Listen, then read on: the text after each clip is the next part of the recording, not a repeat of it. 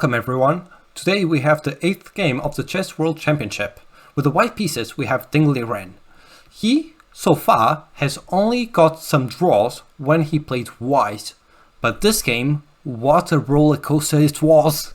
And with the black pieces on the other hand we have Gukesh, our young prodigy of only 18 years old. Let's see how the game went. It started with c4, the English opening. So far, we've never had this on this series. And Gukesh answers principally with e5, we have knight to c3, bishop to b4, and now the knight jumps to the center and attacks our bishop. The bishop retrieves, but it still can be captured, it's just that it's defended now. But Gukesh is happy with that. So happy that he actually invites that trade by pushing the pawn to c6. So we have takes, and bishop to g2 with a fianchetto. We have f6, castles, bishop to e6, h3, d5, and bishop to a3, and castles. So as you can see, ideally Gukesh would want all his pawns on dark squares, so that he makes up for his lack of dark square bishop, but the position is much in the balance. The engine is just showing 0, 0, 0. So we have a5, knight to e1, rook to e8, and f4. So the knight went back so that this pawn could march forward, and it's protected by the rook. So we have takes, a lot of exchanges in the center, and we have knight to g6, rook to e4, knight to a6, knight to c2, queen to c7, knight to d4, bishop to f7, and d3, and knight to e5. So as you can see, this is a very dynamic position. Even the pawn structure is different, and after just a few moves, you'll see how different it gets. So we have an exchange of rooks, an exchange of pawns, and now look at the move by Gukesh. He gives a check on the king, right? So that he can get his pawns doubled. So he saw all that sequence way before.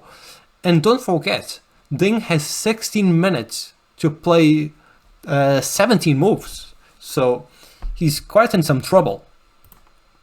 So the king has to move because it's check, and now you have connected pawns on the side that will march unless Ding is able to stop them.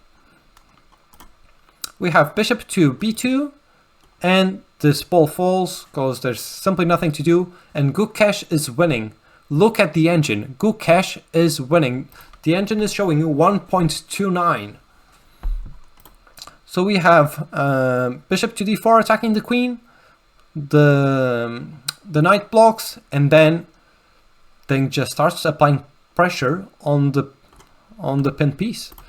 This knight can't go anywhere, so he's just building on this. We have bishop to b3, the first mistake of Gukesh. And then we have bishop to e6. And look at the engine now. Ding is winning. The engine is showing 0.7 in favor of Ding, even though he is one pawn down. We have rook to c8, and look, now that knight is pinned in two different ways. That's not a very pleasant position to be in. We have rook to c7, knight to d4, bishop to f7, not letting itself be captured. And we have knight to c6, preventing this rook from defending this knight. So we have takes, and look at the pieces.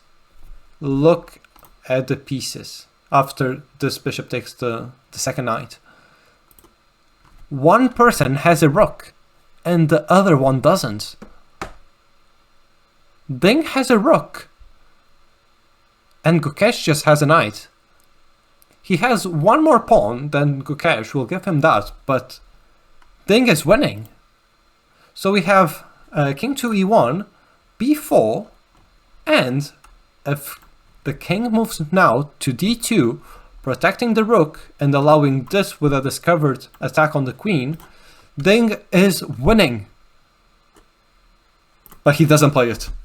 He plays queen to d4. Basically, all his advantage is gone, and we have knight to e5, and now Ding plays king to d2, but it's too late, because after g2, this is coming. This is coming. This is not a pleasant position, and once Ding looks at that, even though he was winning, he no longer feels comfortable with that position, and he's going for a draw. He's not interested. But Gukesh refuses. So Ding tries again. But Gukesh refuses it. And Ding tries again. And Gukesh refuses. And Ding tries again. If Gukesh goes back here, it will simply be a draw. But that's not what we have. Even though Gukesh does not have a rook, and Ding has, Gukesh wants to fight. He's ready to play a game. So the rook blocks. We have queen to e6, check by Ding. The king moves to h7, and now Ding takes a pawn. So now they both have the same amount of pawns, but one person has a rook and the other one doesn't. This is not looking very comfortable for Gukesh.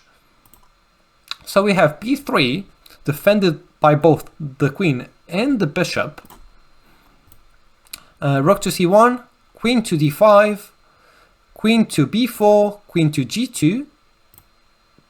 And now Ding offers another queen exchange, but now 2 pawns down. Yes, it is 2 pawns down for Ding, but those 2 pawns are showed as one person having a rook and the other one having a knight. Gukesh is simply taking that, actually, now that I'm thinking, I'm being a bit silly, he actually has to take. He doesn't even have an option, because this is check. Ding just forces an exchange of queens. Gukesh doesn't even have a solution for that. He has to.